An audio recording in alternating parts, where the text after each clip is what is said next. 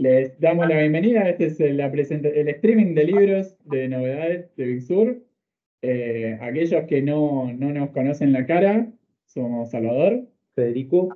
Y somos promotores de Big Sur, así que la idea es hacer vida. La idea es hacer esto todos los meses para todos aquellos que les interese conocer las novedades del mes y bueno, obviamente conocer nuestros libros. Estamos en vivo y en directo desde el showroom, desde el cuartel central de Big Sur, el búnker de Big Sur, acá en Capital Federal, en Villa Ortúzar. Así que bueno, les damos la bienvenida a todos los que se están conectando a lo largo y ancho del país. Y bueno, les comentamos un poco brevemente la dinámica. Vamos a comentar las de los libros. Vamos a tener autores y editores invitados. Ahora les vamos a presentar a la que tenemos aquí al lado, que seguramente ya la están viendo. Y bueno, la idea obviamente es que nos puedan comentar si hay alguna pregunta, alguna duda en el chat, y ahí la producción nos va comentando. Cualquier pregunta que nos quieran hacer, más allá de los libros que presentamos ahora, o de otros libros que están viendo de fondo, o de cualquier otro libro que quieran preguntarnos, la idea es hacer un intercambio, aunque esto va a ser breve, pero bueno, que sirva la dinámica. Así que bueno, creo que estamos todos adentro ya, más o menos. ¿Cómo está? Sí, producción. ¿O falta alguien entrar? Estamos todos, bueno. Bien, a medida que vayan entrando, ahí los saludamos. Vamos a grabar esto, de hecho estamos siendo grabados, así que los que no pudieron conectarse, los que no nos pudieron ver o nos están escuchando, o al que se los quieran pasar y no pudo asistir o conectarse, después se lo vamos a compartir el link para que también puedan vernos y escucharnos. Así que bueno. La idea también es, sobre todo a los que están en el interior, que puedan tener una experiencia similar a la que nosotros tenemos acá con libreros de AMBA, cuando vienen a los desayunos con editores y autores. Por eso aprovechamos también para estos espacios virtuales a autoras y autores que no tenemos tan cerca y tan a mano. Y en este caso, en un ratito vamos a presentar a Luna Miguel, que es nuestra invitada estelar. Sí, ya la podemos ir presentando. ¿La presentamos? Así que ya la están viendo ahí al lado, directo desde Madrid. No, Barcelona. Desde Barcelona, perdón. ¿Desde dónde? Estoy en Madrid, estoy en Madrid. Ah, está en Madrid, físicamente en Madrid. Muy bien. Bueno, Luna Miguel es poeta, ensayista y editora. Creo que lo único que te falta, Luna, es trabajar en encuadernación y estás en todos los ámbitos del mundo del libro. También lo he hecho. Bien, bien. Bueno, no te falta nada. No dije nada. Y tenemos la enorme suerte de tener ya en Argentina este libro que se llama Leer Mata, que publicó Concreto, que es una editorial que nosotros queremos muchísimo.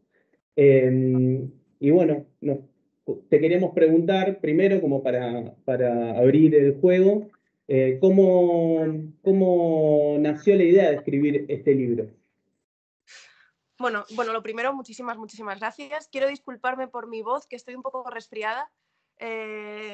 Aquí hace bastante frío en Madrid, yo vivo entre Barcelona y Madrid y bueno, pues al final llevaba salvándome del resfriado todo el invierno, pero justo a punto va a llegar la primavera en unos días aquí y ya lo he pillado en el último momento, así que disculpadme. Como digo, me hace mucha ilusión estar hablando con vosotros porque me hace más ilusión todavía ser parte del catálogo de Concreto, que bueno, admiro mucho a Afri y admiro mucho el trabajo que hace. Soy fanática de todo lo que ha escrito, por ejemplo, no sé, una compañera como Malén Denis, de quien fui editora, por cierto, aquí en España, con Caballo de Troya, en Penguin Random House, publicamos su litio en un intercambio que hicimos con Concreto y bueno, pues ser parte del catálogo es genial. Y el libro, nada, realmente surge de una conversación con el editor independiente Raúl de la Caja Books en España. Fue él el que un día vio que yo estaba un poco obsesionada, bueno, un poco bastante obsesionada con la filósofa Simone Weil. Había escrito algo a propósito de la relación entre su teoría de la atención como acto de generosidad, etc., y la lectura, Y entonces me dijo, ¿por qué no escribes algo al respecto, no? Y yo, como en realidad no soy filósofa y no soy Simone Weil, pues no supe muy bien qué hacer. Me gustó la propuesta, me gustó el cruce y lo que surgió pues fue un relato, una especie de pequeña novelita ensayada o ensayo novelado que no tenía nada que ver con lo que se me había pedido, pero que sí que creo que tiene que ver con el trabajo de atención y el trabajo de generosidad y el trabajo artístico que creo que es el que hacemos los lectores y las lectoras. Y de eso viene. Hermoso. Leer Mata tiene una cantidad de bibliografía recomendada y sugerida fascinante. A los que nos gustan los libros sobre libros y los libros sobre leer, es maravilloso eso. Y lo que yo rescato también, y te invito a que nos cuentes un poco, es el rescate también que haces de autoras, sobre todo, como para empezar a incluir, más allá de las que están en el interior del canon o en el centro del canon, ese rescate me parece súper interesante. Sí, me di cuenta, empecé como a... Yo tengo como unos procesos como el que cuento en el libro, ¿no? Que lo llamamos batania aquí en casa, ¿no? Esa cosa de obsesionarnos con algo y no poder dejarlo hasta que se supone que lo has leído todo, ¿no? Aunque lo horrible es que nunca acabas de leerlo todo, porque si te obsesionan los libros, por ejemplo, en mi caso, sobre ninfulas y lolitas, que llevo obsesionada con eso años y años y años de mi vida, siempre va a aparecer otro que no conocías, ¿no? Entonces siempre fallas siempre es un fracaso, ¿no? Eso de intentar leerlo todo. Entonces llegó un momento en el que yo intenté leerlo todo a propósito de la lectura y me di cuenta efectivamente de que la gran bibliografía sobre el trabajo lector era lector con O, precisamente, ¿no? Casi todo era bibliografía masculina, ¿no? Uno de mis referentes aquí es El último lector de Piglia, que es como el libro para mí de cabecera también para poder elaborar algunas de las teorías que hay dentro de leer Mata, de esa lectura somática.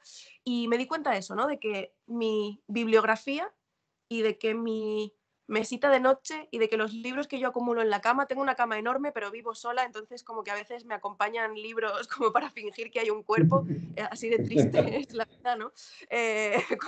Cuando una vive sola. Pero bueno, la cosa es esa, ¿no? Que me di cuenta de que después de años trabajando como editora, haciendo hincapié en la recuperación de escritoras, tanto españolas como latinoamericanas, aquí en mi trabajo, después de años como periodista cultural, interesada en solo entrevistar a mujeres, en revisar el canon, me di cuenta de que después de años y años trabajando desde una perspectiva feminista, todo lo que me rodeaba eran tíos, eran hombres, puro macho, ¿no? Y dije, ¿por qué pasa esto? O sea, ¿por qué de repente la teoría literaria parece que las mujeres no hayan teorizado al respecto, ¿no? Obviamente tenemos ahí a Virginia Woolf, tenemos a Edith Barton, tenemos alguna poquita más, ¿no? Pero parecía que todas esas mesas, yo iba a mis librerías favoritas y todas las mesas de novedades de teoría literaria o de crítica literaria eran hombres, ¿no? Y entonces lo que empecé a hacer fue Lo primero que hice, sinceramente, fue irme a los diarios de Alejandra Pizarnik y empezar a tomar nota de qué es lo que ella había dicho sobre la lectura, qué es lo que ella había dicho sobre el acto de leer. De repente me di cuenta de todas las cosas que ella había leído que yo no tenía ni idea, ¿no? De repente sus comentarios sobre Heidegger, sobre la propia Virginia Woolf, sobre James Joyce, me pareció una crítica literaria y una lectora fascinante, ¿no? Y eso es lo que fui haciendo, revisar los ensayos y los diarios de mis escritoras favoritas y a partir de ahí poder ir ampliando la bibliografía. Y mentí un poco a mi editor porque me dijo, tienes que entregar ya el manuscrito. Y digo, sí, sí. Bueno, yo no había escrito nada todavía realmente. Sí. Pasa. Ahora voy. Lo que pasa es que, claro, hasta que al menos no haya una equidad en la bibliografía de nombres masculinos y femeninos, yo no puedo entregarte esto. En realidad era que yo no había escrito, pero al mismo tiempo era verdad. Me di cuenta de que hasta que no hubiese al menos una fingida igualdad, porque realmente la gran bibliografía siempre era machuna, ¿no? hasta que yo no encontrara esa vía según la cual mi escritura pudiera al mismo tiempo reivindicar la escritura sobre libros y sobre lectura de otras autoras, yo no podía sentarme a escribir ni una sola palabra, porque bueno, era un trabajo que había que hacer.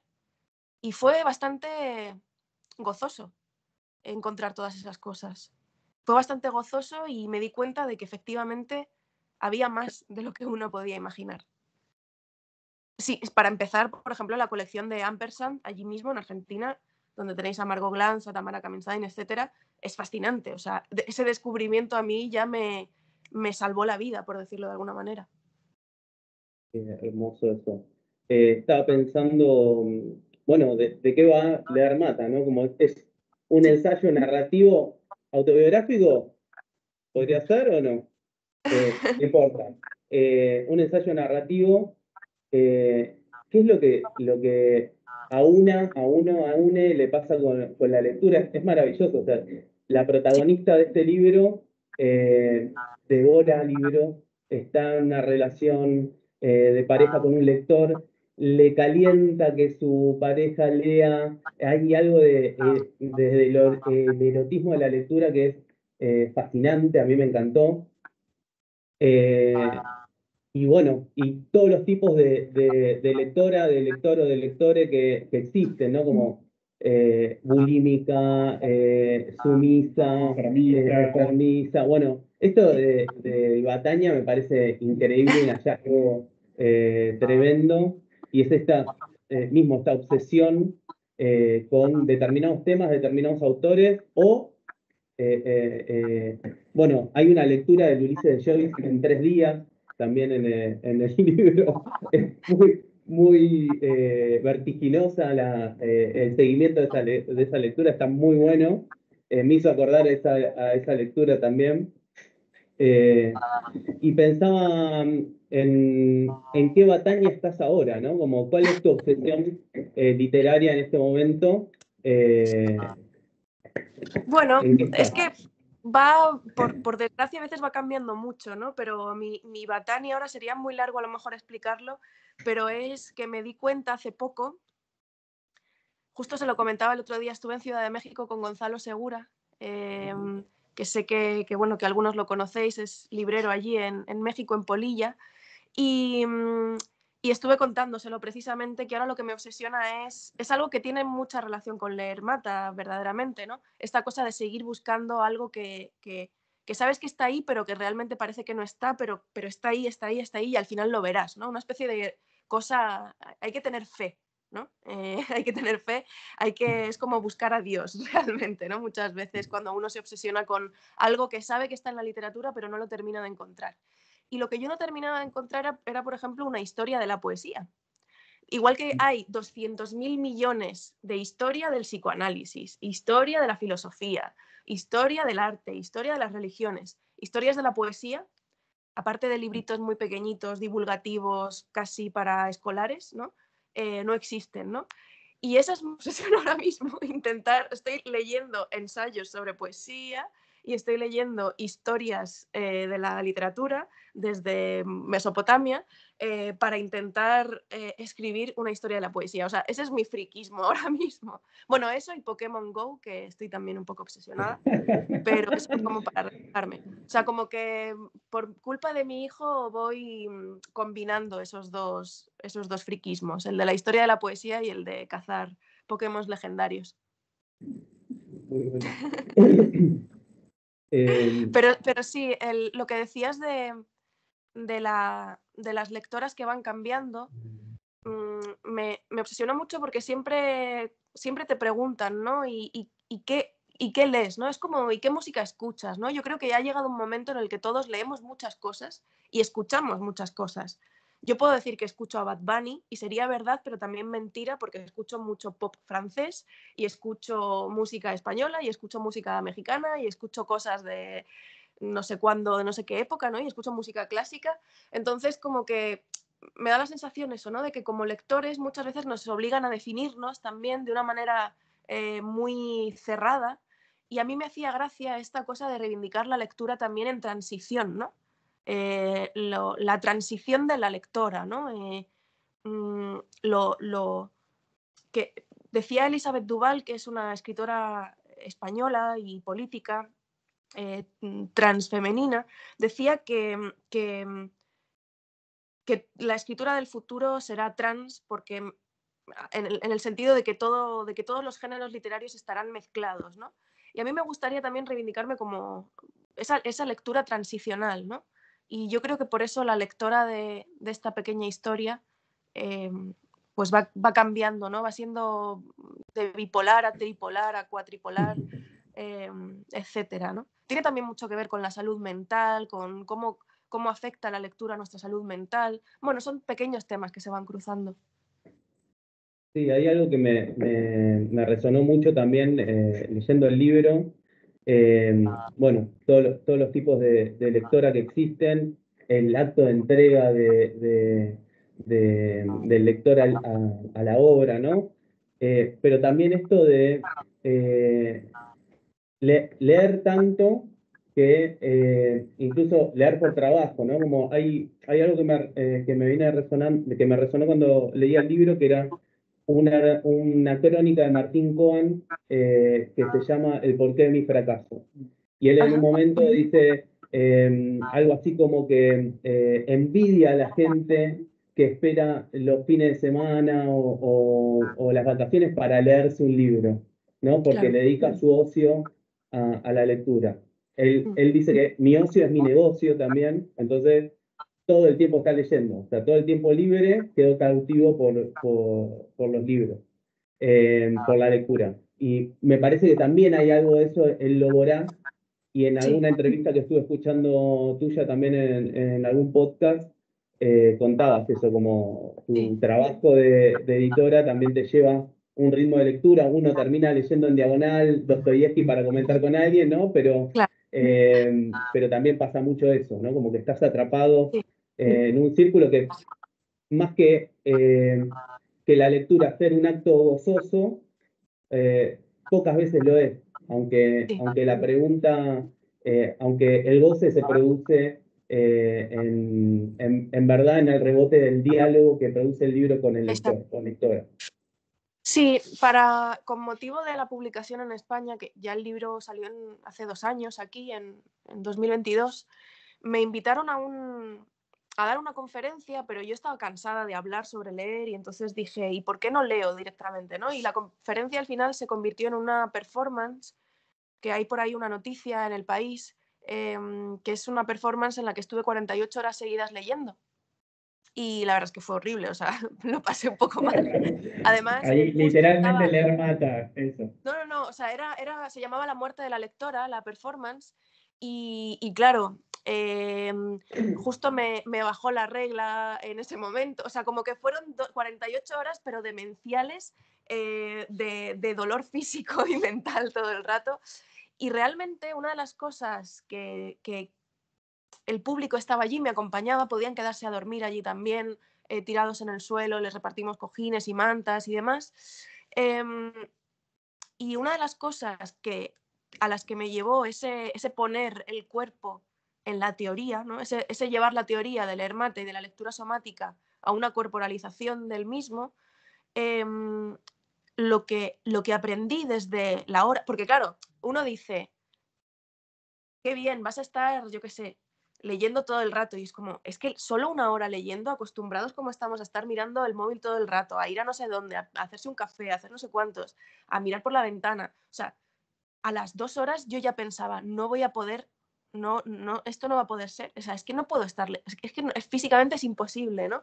Se medio consiguió, o sea, tuve que hacer malabares y pasear y hacer cosas, ¿no? Y tomar notas, pero una de las cosas de las que me di cuenta fue que lo que quería era hablar, o sea, conforme yo iba leyendo cosas, me leí primero Jane Eyre, luego leí la poesía de Idea Vilariño, bueno, un montón de cosas, ¿no? Dio tiempo a muchísimo, verdaderamente, en 48 horas seguidas.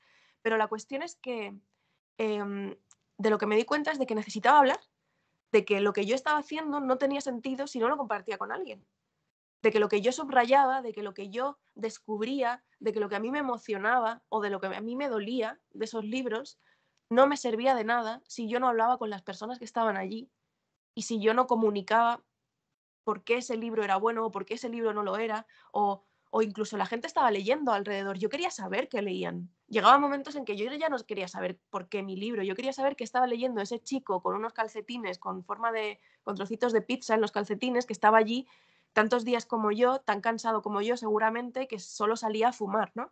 Digo, yo quería saber qué estaba leyendo ese chico, yo no quería saber ya lo que pasaba en mi libro, ¿no? O sea, que de repente ese acto tan solitario y tan matador, ¿no? Ese acto tan sacrificado, realmente el placer que nos da es un placer para con el otro, ¿no? Eh, y, y tener todo esto, todos estos libros, no me servía de nada o no me serviría de nada si yo no pudiera hablar de ellos con otras personas y comunicarme con otras personas, ¿no? De ahí lo erótico también de leer Mata, ¿no? Hay algo erótico en querer compartir la intimidad de tus lecturas. Sí, tal cual. Es un acto de seducción. Sí, sí, sí, sí. A Yo veces pensaba torpe, pero que sí. también, yo pensaba que siempre el jeite del librero, y los que nos ven y escuchan seguramente tendrán el mismo. Muchas veces en el transporte público, cuando ves leyendo a alguien, uno tiene como la intriga de saber qué está leyendo, ¿no? Por más que esté el libro abierto, con una solapa, uno intenta descifrarlo para saber qué está leyendo el otro, y es como eso, ¿no? Una intriga, y a veces te da ganas de preguntarle a un desconocido qué está leyendo para sacarte esa duda que no podés no resolver. Sí, o spoilearle también. Spoilearle también si lo leíste o si no lo leíste, no lo leas, no lo sigas leyendo. A mí me pasa que a veces me da envidia la gente que está leyendo libros por primera vez que yo ya leí Bueno, y qué envidia poder leer por primera vez este libro que es un librazo. Sí, sí. Eso me pasa. Sí.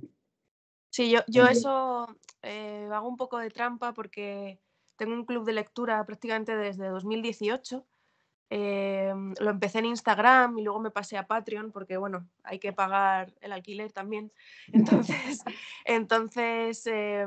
pues al final lo que voy poniendo muchas veces son relecturas y el hecho de leerlo y leer un libro que te ha gustado mucho o que te ha interesado mucho para poder explicarlo y compartirlo con otras personas, eso me gusta mucho, ¿no? Y me doy cuenta también de por qué una opinión también puede cambiar, ¿no? Por qué un libro que nos emocionó en un momento dado de repente nos parece repugnante y algo que nos pareció fácil en otro momento de repente es fascinante, ¿no? Entonces, todas esas vidas que tiene un libro también es muy interesante. Todas las vidas que puede tener, ¿no? La relectura pues eso, ¿no? Como renacimiento también, ¿no? Un, cuando yo leo con otras personas me doy cuenta de cosas que jamás habría descubierto por mí misma, ¿no? Por eso también un poco la idea de ir contra esta cosa del erudito solitario, encerrado en su casa, que sí, que yo defiendo esa soledad, porque en la soledad es cuando hacemos el mayor trabajo, ¿no? Pero después, si esa soledad no es compartida, yo no la entiendo. bueno, Luna, mil gracias por conocerte, por escucharte y bueno, por leerte también. Así que creo A que vosotros. después de esto, ninguno de los que nos están escuchando va a dejar de leer este libro y va a vivir esa experiencia. Si la mata la lectura, bueno, no lo vamos a saber, pero si no la mata, nos pueden comentar. Tengan ART cuando lean el libro, por las dudas. Tengan a mano el 911, lo que necesiten. ¿Venís a Buenos Aires en algún momento? Esa es la idea.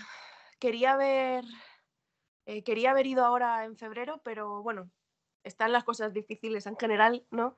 Y, bueno, y con mi editora y su equipo, pues decidimos que íbamos a esperarnos un poquito y que cuando ahorremos entre todas y encontremos una fecha que nos venga bien también por el trabajo que parece que no termina y que no nos deja respirar, pues iremos, ¿no? Yo creo que a mí me gustaría mucho. De hecho, estoy ahorrando para ir, si no, incluso de vacaciones y poder hacer algo, porque la verdad es que estuve en Buenos Aires en 2019, ahí es cuando conocí a mi editora.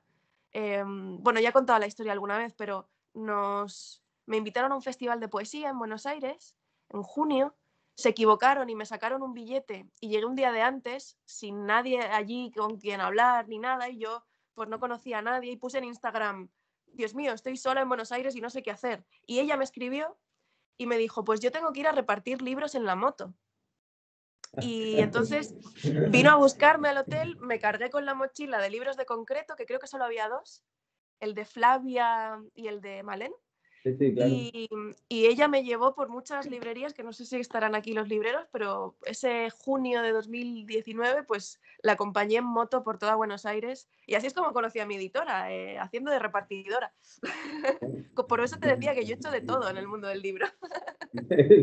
Toda una experiencia. Claro, vos pensabas que conocer un editor era una cena elegante, ¿verdad? Y no, era repartir libros en moto por las librerías. Bien. Oye, pero me encantó porque así conocí la ciudad de una manera muy original. Y así conocí a mi querida editora, o sea que qué mejor. Hermoso. Así que sí, espero volver a pasear por Buenos Aires en moto con AFI.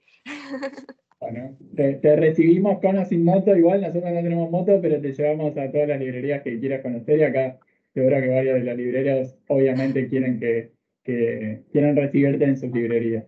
Así que mil gracias por esta charla y por este momento. Muchas gracias, Luna. Gracias, que tengas una tarde hermosa ya. Mejorate. Mejorate. Chao.